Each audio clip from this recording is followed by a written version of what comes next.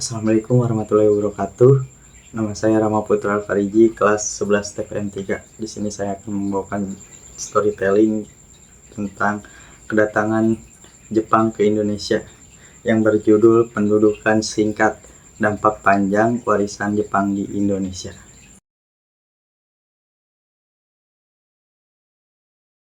Pada awal tahun 1942, langit di atas Pulau Jawa tampak berbeda. Angin laut membawa kabar bahwa sesuatu yang besar tengah mendekat. Di kejauhan kapal masing-masing mulai terlihat.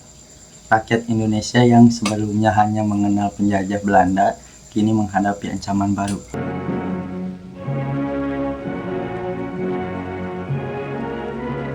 Northwest of Australia, rough stepping stones between the Commonwealth and Malaya. These islands are among the richest prizes for which Japan struck. How shall we avenge the loss of Java and keep ourselves from a like fate?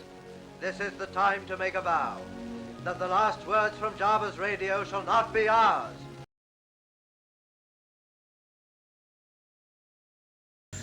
Lautan yang menjadi saksi Jepang memulai invasinya melalui perairan Indochina pada 13 Desember 1941.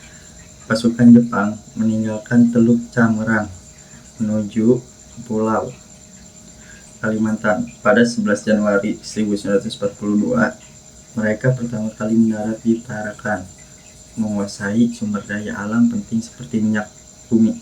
Her cruisers and destroyers never hesitated to attack, no matter how heavy the odds. With the surface craft were submarines taking heavy toll of Japanese warships and transport. But Japan came fresh to the war of the sea. Her merchant fleet is large, and for the present, losses do nothing to stem her advance. For the time, Japan's fleet is unchallengeable in the Western Pacific. Only by self-denial at home, and by the most gigantic efforts in our shipyards, can we hope to meet that challenge, but it must and will be met. What of the army? Crashed in Europe, more than 1 million tons of shipping was saved and sent to the Indies.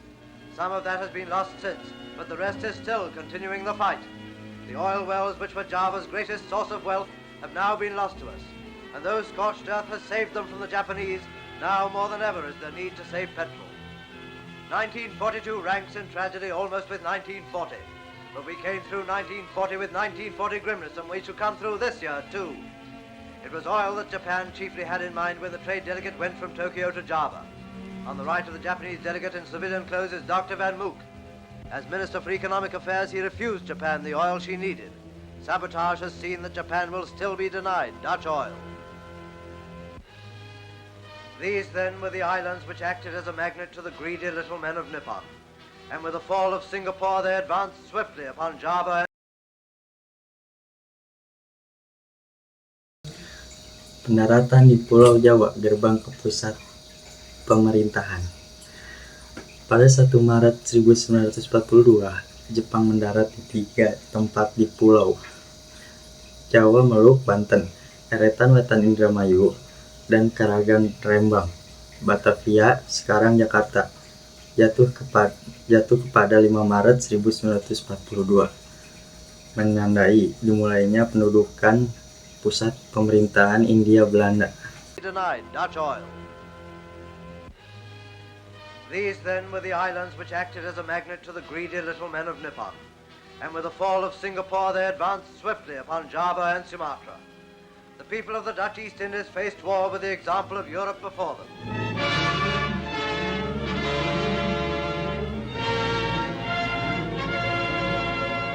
ARP was organized with the memory of Rotterdam to remind them of the scale on which air attack might be expected. Efficient fire services organized and shelters built.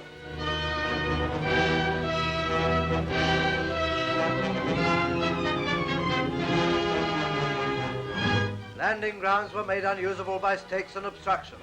But here again, the tragedy of insufficient air defenses turned the scale.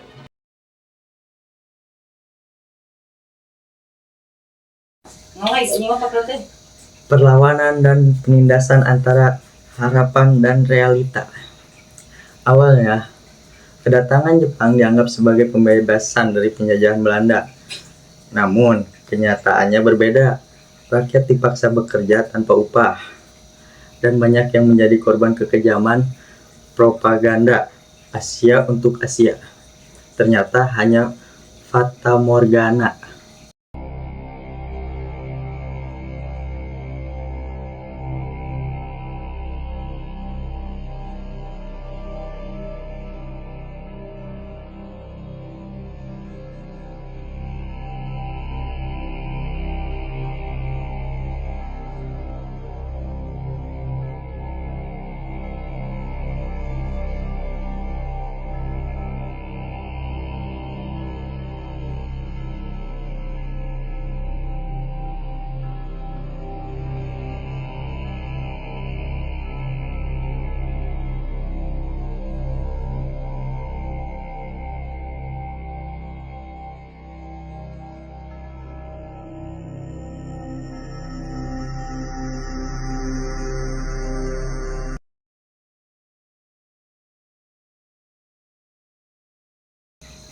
Akhir pendudukan titik balik sejarah.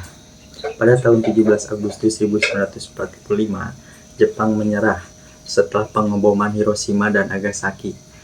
Kekosongan kekuasaan memberi peluang bagi bangsa Indonesia untuk meraih kemerdekaan. Pada 17 Agustus 1945, proklamasi kemerdekaan Indonesia dikumandangkan. First record of the doom of Nagasaki, target for atom bomb number 2, is filmed from a super fortress many miles away.